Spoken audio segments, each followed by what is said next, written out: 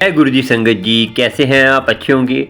संगत जी, गुरु संगत का मीनिंग क्या है? गुरु की संगत कि गुरु की मानती होगी वो और गुरु की आज्ञा में रहती है।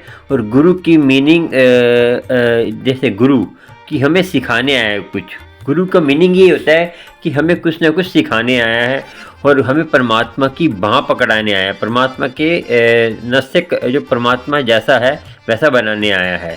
संगत जी, मैं हूँ करण अंकल। आपको गुरुजी की कृपा से मैं जो विचार करता हूँ वो गुरुजी की आज्ञा से होते हैं। जो मैं कहता हूँ वो गुरुजी की आज्ञा से होता है, मेरा उसमें कोई हाथ नहीं है। और आप प्यारे प्यारे सत्संग सुनते हैं और आज का जो सत्संग है आंटी का वो बहुत प्यारा है।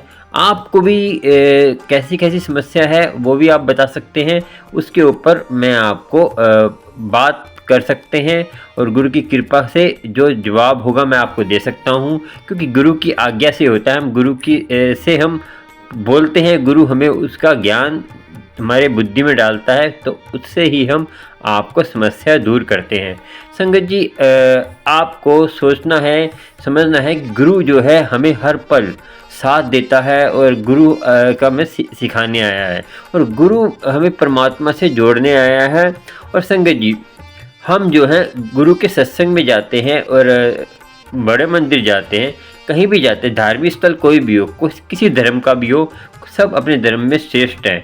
और किसी धर्म की निंदा करने वाला जो है वो सबसे बड़ा मूर्ख है।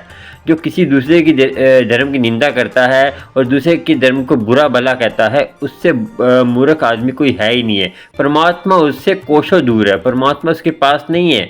ये समझ लीजिए आप। जो ऐसे काम करता है, भड़काता है धर्म के बारे में, एक दूसरे के धर्म के बारे में, तो वो परमात्मा का सेवक नहीं है, वो परमात्मा का कहते हैं फॉलोवर नहीं है। वो खाली अपने आप को बढ़ाने आया, अपने आप को, अपने आप की मैं करने आया।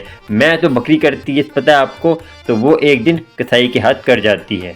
तो आपको भी गुरु की कृपा तभी होगी कि आप सत्संग सुनिए, फिर आपसे बात करेंगे। एक सत्संग है, उससे आपको पता चलेगा कि हमारे जो है हम कैसे वचन करते हैं तो उसका क्या फल होता है। और जो पिता की आज्ञा का क्या पिता जो हमें मैसेज देता है उसका हमने क्या मीनिंग निकालते। चलिए, आपको पहले सत्संग सुनते हैं आंटी का, फिर आपसे बात करेंगे। और गुरु की कृपा आपको हो और गुरु की कृपा सब पर हो, क्योंकि गुरु कृपा सब पर करता है, मगर आप जो है उस कृपा से हकदार नहीं बनते। और संगत जी, आपको सत्संग प्यारे प्यारे मिलते रहे तो उसके लिए चैनल को सब्सक्राइब, लाइक, शेयर कर लीजिए। आपको प्यारे प्यारे नोटिफिकेशन मिलेगा। कैसे मिलेगा कि आप ऑल बेल को दबाइए, ऑल बेल में जाकर क्लिक कर लीजिए, आपको प्यारे प्यारे नोटिफिकेशन मिलते रहेंगे गुरु की संगत के, गुरु संगत के, और गुरु के मैसेज मिलते रहेंगे। जो शुक्राना, लोटा ब्लेस जो हम गुरु जी का कराना, आपने कुछ भी करा सकते हैं।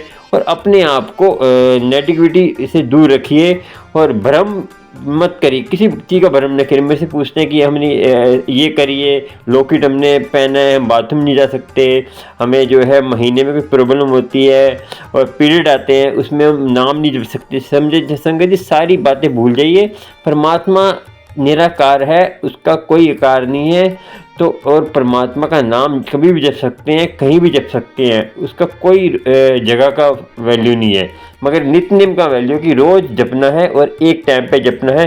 गुरु की कृपा आपको होगी। और नियम तो सबसे श्रेष्ठ है। जब प्रेम हो जाता है तब नियम भूल जाते हैं। प्रेम होने में भी आपको नियम निभाना पड़ता है। पहली बार तो नियम निभाएंगे, फिर धीरे धीरे प्रेम होता है। पहले प्रेम कभी नहीं होता संगत जी। मैं आपको बता दूं कि प्रेम का जब हम धीरे धीरे गुरु के बारे में पढ़ते हैं, उनके बारे में सुनते हैं और विचारते हैं, तो हमें धीरे धीरे प्रेम होता है। प्रेम एकदम नहीं होता संगत जी। ये जो आपको सोचना है, समझना है। चलिए सत्संग सुनते हैं, उसके बाद आपसे बात करेंगे। गुरु की कृपा आप पर होती रहे और गुरु की मेहर हो। और गुरु संगत जी, आप अपने आप को प्रेम में रहिए और प्रेम के सागर में डूबते रहिए। जय गुरु जी। शुक्राना शुक्राना। जय गुरु जी। चलिए सुनते हैं शुक्राना सत्संग। और सत्संग सुनने से सारे कष्ट दूर होते हैं। चलिए सुनते हैं सत्संग। चलिए आंटी का सत्संग सुनिए और आनंदमय होइए। बताना मुझे कैसा लगा। और सत्संग संगत जी, एक बात बहुत बता दूं, सत्संग पूरा सुना करें आप, आपको गुरु की कृपा होगी, गुरु की मेहर होगी। गुरु की मेहर होती है। जय गुरु जी। शुक्राना। पूरा सत्संग सुने और अपना आनंदमय बने और गुरु की कृपा आपको होगी। ठीक है जी। गुरु जी की आज्ञा से मैं एक सत्संग करने जा रही हूँ, सुनाने जा रही हूँ सभी संगत को, सभी गुरुजन को। जय गुरु जी, शुक्राना गुरु जी। सत्संग शुरू करने से पहले ओम नमः शिवाय, शिवजी सदा सहाय, ओम नमः शिवाय, गुरु जी सदा सहाय, ओम नमः शिवाय, शिवजी सदा सहाय, ओम नमः शिवाय, गुरु जी सदा सहाय। आज बहुत बहुत अच्छी और बहुत बड़ी, मेरे लिए तो बहुत खुश नसीब है कि ये सत्संग मुझे भगवान ने मुझे दिया है कि मैं कर सकूं सबको साथ शेयर। अभी 30 जनवरी की बात है, मैं सुबह सुबह 10 से 11 से 12 बजे बीच में अपने बरामदे में, घर के बरामदे में खड़ी थी और मतलब गुरुजी अपने कई बार मुझे उस रूप में मुझे देखा है, मगर मैंने कभी भी कंफर्म नहीं किया। गुरुजी बार बार तो मैसेज भेजते थे कि तू मुझे पहचानी नहीं, तू पहचान ले कर, मैं तेरे घर भी चाहता हूँ, तुझे जहाँ भी बहुत जगह मिलता हूँ। मैंने कभी उस बात पे केयर ही नहीं किया। उस दिन मुझे जैसी मैंने बरामदे में निकली, भगवान वो देखी, तैसी मैंने देखा सामने से उसी वेशभूषा में जा रहे हैं कोई। अब मुझे मुंह से निकला जय गुरु जी, जय गुरु जी। मुझे कल गुरु जी एक रात पहले मुझे सपने में मैसेज किए थे कि कल तुम्हें घर भी तुम्हारे गुरु जी तुम्हें दर्शन देंगे। अब मैं तो सोची कि ये गुरु जी हैं, अगर गुरु जी होंगे तो सच में मुझे मोबाइल पे अब गुरु जी लिख कर तुरंत दिखा देंगे, बताएंगे कि मैं ही मतलब हूँ।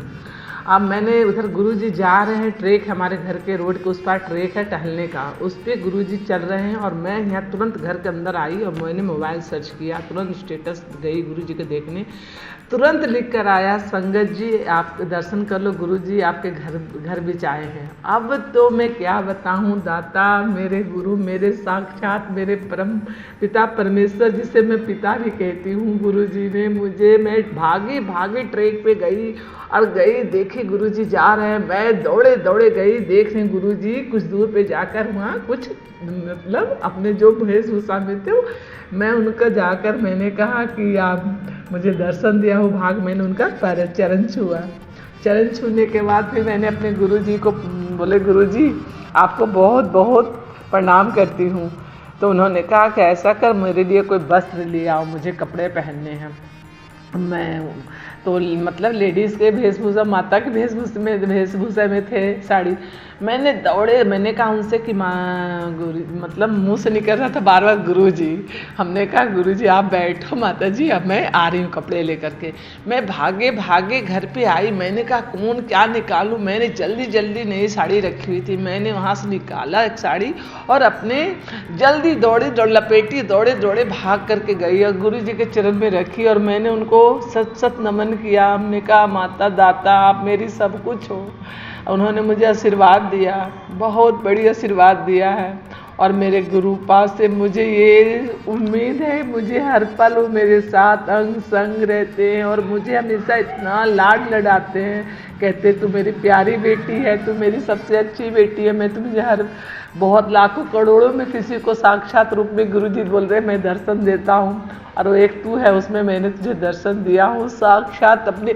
और सेम जो मैं गुरुजी की तस्वीर देख रही थी, मुस्कुराहट सेम वही मुस्कुराहट, और जूता जैसे बोलते हैं ना कि सत्संग में सुनती हूँ कि जूता गुरुजी का कभी उन्होंने जूता पहना हुआ था वाइट ब्लू का, एकदम जूता साफ था। संगत जी में बिलीव नहीं करेंगे, जो मैंने दृश्य देखा हूँ वो साक्षात अपने गुरुजी का, और सेम वही मुस्कान, वही दांतें, वही हिसाब, सारे चीज लग रहे थे साक्षात मेरे गुरुजी मेरे सामने खड़े। इस गुरुजी ने मुझे तो वो निहाल कर दिए हैं, मेरे दाता हर पल का सुख। मैं अपने भाई के लिए बहुत रोती हूँ। आज उन्होंने रात में एक सत्संग सुनाया, कहा कि तो अपने भाई को मुझसे जोड़ ले। हे दाता हर चीज़ का जवाब देते हैं और इतने प्यार से, जहाँ गलत होते वहाँ डांटते भी हैं गुरुजी और कहते हैं कि हमेशा तू अच्छे काम कर, अच्छा संगत में रह, अच्छी कर्म कर, तुम्हारा बहुत बहुत बड़ी दुनिया होगी।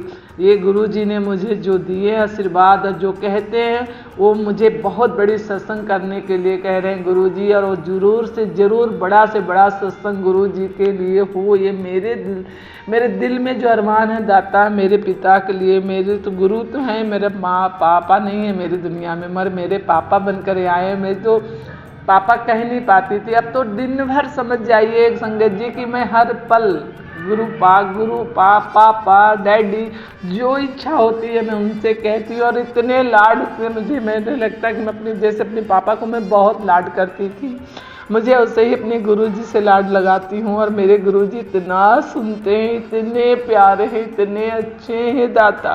उन्होंने कहा कि तू खाली, अभी मेरे पास स्वरूप नहीं है, मैंने यही कहा था गुरुजी के, गुरुजी मेरे मंदिर बुला कर मुझे स्वरूप ब्लेस करना, मैं और कहीं से नहीं।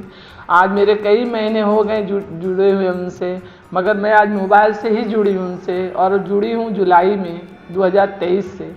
और पता नहीं कैसे क्या मेरे दाता ने, डेट तो नहीं याद पड़ रहा है, मगर वही 12, 14, 15, 16 ऐसे कुछ डेट है।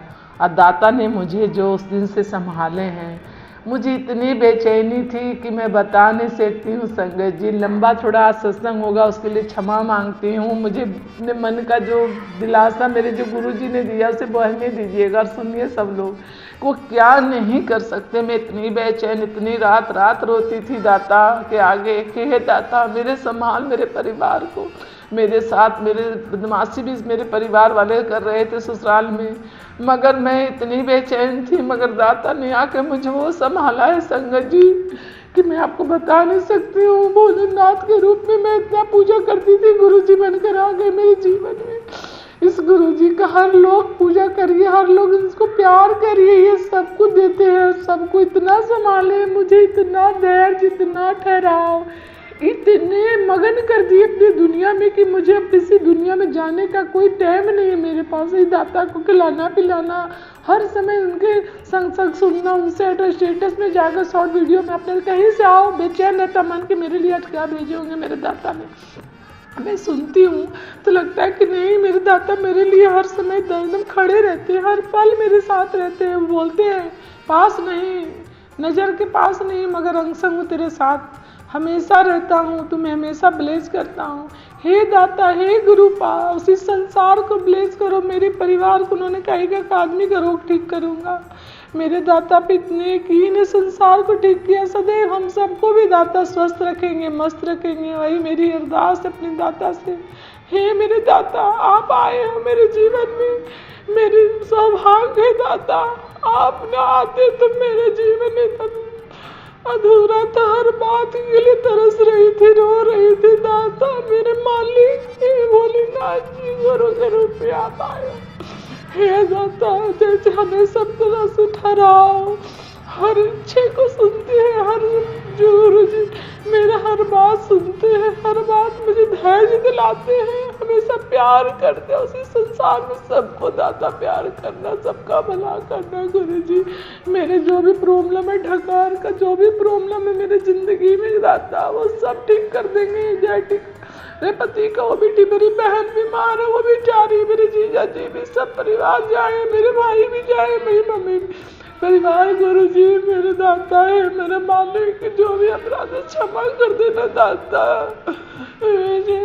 कृपा बख्शो दाता। मेरे भोलेनाथ जी के रूप में मेरे दाता, हे मेरे मालिक, आपने बहुत बहुत कुछ सुन दिया है, बताया है, हर पल मेरा साथ खड़े रहे हैं, हर दुख में मेरा तूने हाथ बटाकर मेरे दुख को कम कर दिए हैं, बात बताकर मेरे मन को शांत कर दिए हैं दाता। कहते गुरुजी बस आने वाला समय में मुझसे वो सत्संग कराना जो मुझे गुरुजी ने ब्लेस किया, मैं संसार के सामने बता सकूं कि गुरुजी क्या नहीं कर सकते हैं, सब कुछ कर सकते हैं मेरे दाता, मेरे पापा, मेरे पिता, मेरे गुरु। जय गुरु जी, आप मेरे पापा। संसार में लोग हंसते हैं, फिर सोचते हैं गुरु जी मेरा औलाद नहीं है, मेरे गुरु जी ने मुझे धैर्य दिया है, उन्होंने जो जो कहा वो अवश्य पूरा होगा। पूरी अटल विश्वास, इसलिए हम सभी संगत से हाथ जोड़कर विनती करती हूँ कि जरूर विश्वास करिए अपने गुरु जी पे। आज मेरे पति नहीं उतना समझते हैं कि वो कहते मैंने सब कुछ किया हूँ अच्छा आज तक, वो फिर मैंने कहा गुरुजी जिस दिन आपको अपने आचरण में ले लेंगे, अपने संग से टालेंगे, आपका हर मनोकामना पूर्ण होने लगेगा, इतनी खुशियाँ आएंगी कि हर समय कहिएगा चलिए गुरुजी के घर, चलो गुरुजी के पास, यही दिन दिखाना गुरु पा। यही मेरी अरदास है आपसे, यही मेरी विनती है, जो आप मैंने जो अरदास लगाया हूँ दाता सुनियो मेरी। रखियो मेरी लाज हो दाता, सपने बिच भी न डोले देना मेरा विश्वास हो दाता। हे मेरे भोलेनाथ जी, हे मेरे सच्चे गुरु, हे प्यारे छतरपुर वाले, हे बड़े मंदिर के गुरु जी, जो आपका स्वर्ग है, संसार में सबसे बड़ा स्वर्ग आपका मंदिर है दाता। इसमें मेरे मेहर और कृपा बरसाना दाता। बस आपके ऊपर मेरा टूट विश्वास सदा बनाए रखना दाता। विजय देना, दसों द्वार खोलना दाता मेरे मालिक। किसी का बुरा का अपना भला नहीं चाहिए मेरे मालिक।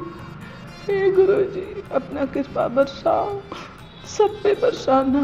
मुझसे जो भी बोलने में, जो भी सत्संग करने में अगर गलती होगी, सभी संगत सभी लोगों से गुरु जी से माफ़ी मांगती है। गुरु जी, मेरे पति को आप अपने आचरण में ले लो, अपना समेट लो दाता मेरे मालिक। जय गुरु जी, शुक्राना गुरु। यहीं पर सत्संग को विराम देती हूँ। जय गुरु जी, शुक्राना गुरु जी। जय गुरु जी, शुक्राना गुरु जी। ओम नमः शिवाय। शिव जी सदा नमः शिवाय, गुरु सदा सहाय। शिव जी सदा सहाय, नमः शिवाय, गुरु जी सदा सहाय। जय गुरु शुक्राना गुरु, जय गुरु शुक्राना गुरु जी। हे मालिक, बहुत जल्द मुझे दूसरा संग ही मंदिर में ही आके हम कर सके दाता। लाडली नहीं बोल पाती हूँ, पर बस दाता आप मेरे संग अंग हो, जल्द से जल्द दोबारा सत्संग कर सकूं, बड़ा से बड़ा दाता। यही महिमा सत्य तो सत्य तू एली ब्लेस करके गेली दाता मेरे मालिक। संगत जी सभी को भगवान गुरु जी सबका आशीर्वाद दे, सबको अंग संग बनाए रखना दाता, सबको निरोगी काया रखना, सबका भला करते रहना दाता। मुझसे भी सबका भला करवाना है मेरे मालिक। हे दाता पिता, सुनो मेरी रक्षा करो दाता मेरे मालिक। जय गुरु जी, शुक्राना। आंटी ने गुरु जी की महिमा गाई, गुरु जी के सत्संग सुनाया और आपको कुछ ना कुछ ज्ञान तो मिला होगा। पूरा सत्संग सुनने का ये तो फ़ायदा संगत जी, आपको कुछ ना कुछ उसमें मिलता ही है, आपके समस्या हल होती है। तो आज की कथा का शिक्षक है कि हमें संयम में रहना चाहिए, संयम में रहकर, और कोई हमें कोई बताता है उसको सुनना चाहिए, ध्यान से सुनना चाहिए। मैं तभी तो कहता हूँ आपको सत्संग आप सुनते हैं, आप कुछ ही सुनते हैं, उसका बाद में उसके विचार करा करें उसके ऊपर, तो विचार करने से ही आपकी समस्या हल होती है। आज की कथा भी उसी के ऊपर है कि कोई आपको वचन बताता है, कोई आपको कुछ विद्या जैसे उपाय बताता है, उसका आपने ध्यान से सुनना, उसको उपाय को ध्यान से नहीं सुनेंगे तो इस कथा में जैसे इनके साथ हुआ, जैसे वो लड़के के साथ हुआ, जैसे उसके धनवान के लड़के के साथ हुआ, वैसा आपके साथ भी हो सकता है। मगर बाद में उसको शिक्षा मिल गई, उसने अपने आप को सुधार लिया। तो कैसे, इस कथा का मीनिंग ये है कि ध्यान का सागर, ध्यान में ही सारा फल है, कथा का मीनिंग है। संगत जी, ये कथा है बहुत सेठ था, एक बहुत धनवान था। उसके इतना धनवान था कि उसने इतने सक्सेसफुल हो गया था, इतना उसका नाम हो गया था। नाम कैसे हुआ था, तो उसने उसमें उसके पास कोई बीमारी नहीं, वो और काम धंधे में वो पूरा परफेक्ट था, और काम धंधा उसका इतना अच्छा था। तो ये वो काम करते करते उसको कुछ समय हो गया, तो उसका समय आ गया। जैसे काम करते करते वो एजड हो गया, बच्चे भी बड़े बड़े हो गए, तो घर में गृहस्थी करते करते तो एक दिन सबको अपना जीवन ख़त्म करना होता है, जीवन का अंत होता है सबका। तो जीवन परमात्मा जितना देता है उसी जीवन में हमें रहना पड़ता है। तो उसका जीवन लास्ट में आ गया, तो उसने बोला कि जो मुझे ज्ञान मेरे पिता ने दिया था, वो ज्ञान मैं अपने बेटे को दे दूं, क्योंकि मेरा बेटा ज़रा भोला है, तो उसको दुनियादारी की समझ नहीं, तो उसको कुछ ज्ञान दे दूं। जो 4 वचन मुझे मेरे गुरु ने दिए थे, मेरे पिताजी ने दिए थे, वो मैं 4 वचन अपने बेटे को दे दूं। तो उन्होंने जब अपने बेटे को बुलाया, संगत जी, जब उन्होंने अपने बेटे को बुलाया, तो वो 4 वचन क्या दिए आप सुनिए, फिर आपको मालूम होगा वो 4 वचन का क्या दिए। सुनिए आप, चलिए। मैं तुझे वो ज्ञान दूंगा जो तेरे जीवन में काम आएगा। वो जो 4 वचन मुझे, जो शिक्षा मुझे मेरे पिताजी ने दी थी, वो शिक्षा मैं तुझे दूंगा, और उस शिक्षा चल के तू अपना जीवन सफल करेगा, और अपने जीवन में अपने धन की भी प्राप्ति होगी, और जीवन भी तेरा शुद्ध रहेगा, और तेरे जीवन में जो तेरे बीमारियां शरीर में लग जाती हैं वो भी नहीं लगेंगी। कैसे, तो बताता हूँ। तो एक तो जब दुकान पे जाए तो छाया में जाना है, छाया में आना है तूने। ठीक है। और दूसरा, तूने जो है घर में अब मीठा खाना है, ठीक है। दूसरा वचन है मीठा खाना है। और तीसरा, तूने जो है अपने घर के आसपास चमड़े की बाड़ लगानी है। तीसरा, ठीक है, चमड़े की बाड़ लगानी है। और अपनी धर्मपत्नी को, चौथा, अपनी धर्मपत्नी को बांध के रखना है। ये काम तूने करना है तो सुखी रहेगा। तो ये काम बोल कर पिताजी ने अपना शरीर छोड़ दिया और वो डेथ हो गई। संगत जी, ये काम करा उसने। फिर आपको बताते हैं आगे जी उसने क्या किया। उसने पहली बात तो क्या की, वो जहाँ तक उसकी दुकान थी, जहाँ तक उसका कारोबार था, तो उसने वहाँ तक जो है कहते हैं तरपाल थी बनवा दी, पूरी तरपाल बनवा दी। तो वो तो लखपति करोड़पति था, तो किसी ने कुछ बोला नहीं, तरपाल बनवा दी पूरी वहाँ तक कि छाया में जाऊँगा मैं। तो दूसरी बात, उसने कहा था कि मीठा खाना है। और संगत जी, वो मालपुड़े मीठा ही खाता, रोज़ मीठा खाता था। और संगत जी, तीसरी बात, उसने क्या कहा था कि चमड़े की बेड़ चारों तरफ सुरक्षा बनवा देनी है। तो उसने अपने घर के आस पास चमड़े का कहते हैं सुरक्षा बनाई। वो चमड़े का सुरक्षा बनाई तो इतनी बदबू आती, तो आस पास के लड़ाई करने के लिए उसके पास आ गए। और सारे लड़ाई करने के लिए उसके पास आ जाते थे कि इतनी बदबू आती है, तो तुमने ये क्या करा। तो संगत जी, वो मालदार था, तो अब उसकी बात कौन टाले। तो सब क्या हुआ संगत जी, सब उससे लड़ाई करने आ गए। तो वो बात चलती रही, उसने पैसे के दम पर सबको चुप करा दिया। फिर चौथा वचन जो उसके पिताजी का था कि अपनी औरत को बांध के रखना है। वो क्या करता था कि जैसे औरत काम कर लेती थी, सारे काम हम कर लेती, खाना वाना बना लेती थी, तो औरत को बांध के रख देता था। संगत जी, ये चारों वचन उसने निभाता रहा। संगत जी, चारों वचन निभाते निभाते उसका दिनचर्या चलता रहा। रोज़ संगत जी, वो दुकान पे भी जैसे कभी मन करता जाता, अपनी मन मर्जी से जाता, कभी मन करता जाता, कभी नहीं जाता। तो पिता की बातों को उसने क्या माना, अब बताते हैं आपको। संगत जी, ऐसे चलता रहा। संगत जी, क्या हुआ, उसके कारोबार में फ़र्क पड़ गया। तो रोज़ काम पे जाता नहीं था, तो उसका जो है दिनचर्या में तो काम धंधा भी उसका चौपट हो गया। क्योंकि आप एक काम अपना करते हो, उसको आप टाइम नहीं देंगे, दुकान में एक टाइम पे नहीं जाएंगे, रोज़ के टाइम नहीं बनाएंगे, तो आपका काम तो ख़त्म होगा। धीरे धीरे उसका काम धंधा भी ख़त्म हो गया। जो उसने चमड़े की बाड़ लगाई थी, उससे उसके शरीर में बीमारियां हो गई। और वो जो है उसकी जो रोज़ का मीठा खाता था, उसके खाने से भी, मीठा खाने से वो मोटापन हो गया, उसके अंदर मोटापापन आ गया। तो उससे भी उसके शरीर में बीमारियां आ गई। तो धीरे धीरे क्या हुआ, उसकी वाइफ को जो तंग करता रहता था, कहते हैं बांध के रखता था, तो उस कारण वाइफ दुखी होकर वो घर छोड़ के चली गई। तो धीरे धीरे क्या हुआ, अकेला रह गया। तो उसका कारोबार भी कम हो गया।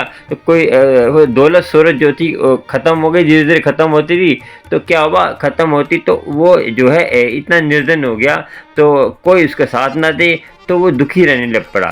संगत जी, क्या हुआ, ऐसी विध बैठी कि एक संत की नज़र पड़ गई उस पर। संत उनके घर पे आया। तो संत के जो घर पे आया, तो जब संत ने उसको आए, तो उन्होंने संत से बात करी। तो उसने जो है फिर बताया कि मैं निर्धन हो गया, तो ऐसा हो गया मेरे साथ, ऐसा हो गया। तो उसने कहा कि तूने कुछ ऐसा क्या किया। तो कह रहा कि मैं जो है अपने पिता के 4 वचनों के कारण निर्धन हो गया। मेरे पिता ने बोला था कि ये 4 वचन मानना, तो तू जो है फूलेगा, तेरा कभी काम धंधा तेरा सही चलेगा, और तेरा शरीर भी स्वस्थ रहेगा, तेरा घर गृहस्थी भी अच्छी चलेगी। तो 4 वचन मानकर मेरा जो है उल्टा, मेरे पिता ने मुझे झूठ बोला, इस 4 वचन से मानने से ही मेरा उल्टा बर्बादी हो गई। तो उन्होंने बोला 4 वचन क्या बोला था उन्होंने। तो कैसा उन्होंने बोला था, 4 वचन बोले थे कि छाया में आना है, छाया में ही जाना है, काम पे छाया में आना है, काम पे छाया में जाना है। और दूसरा वचन था कि मीठा खाना है।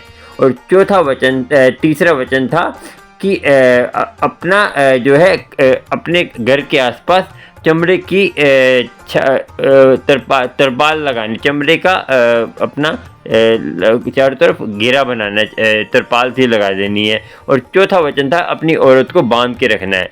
तो उस संत ने बोला, तूने इस 4 वचन को समझा ही नहीं है, क्योंकि तूने जो है उन्होंने बोला था कि ये बुद्धिमान होगा, अपने आप ही समझ जाएगा और ये उस वचनों पे चलेगा, क्योंकि उन्होंने तुझे क्या कि देखिए बुद्धि भी होनी बहुत ज़रूरी है। कोई आपको वचन देता है, कोई गुरुमुख या कोई आपको गुरु वचन देता है, उस पर आपने सोच समझ के चलना भी है। कोई आप सुनते हैं धार्मिक कथा या उसको विचारे भी, तो उसने विचारा नहीं, उसने सीधा सीधा ऐसे कर दिया। तो हमने विचारना भी है। तो उसने कहा कि तूने पहला वचन क्या था? पहला वचन था कि छाया में जाना, छाया में ही तुझे जो है आना है। कहते हैं दुकान से। इसका मीनिंग था कि तू इतना काम कर, सुबह जा और तब आ कि रात काम करके इतना मगन हो जाए कि रात के इस टाइम जब रात को छाया हो जाए, जब रात को सुबह तब जा कि मॉर्निंग में, और शाम को तब आ कि अपने काम करके एक नियम बना ले कि सुबह शाम काम करना है, मेहनत करनी है, तो मेहनत करके आ। इसका मीनिंग था कि छाया में आना है, छाया में जाना है। सुबह सुबह जाएगा और रात को आएगा तू। तो ये है छाया में जाना, छाया में आना। और दूसरा था मीठा खाना।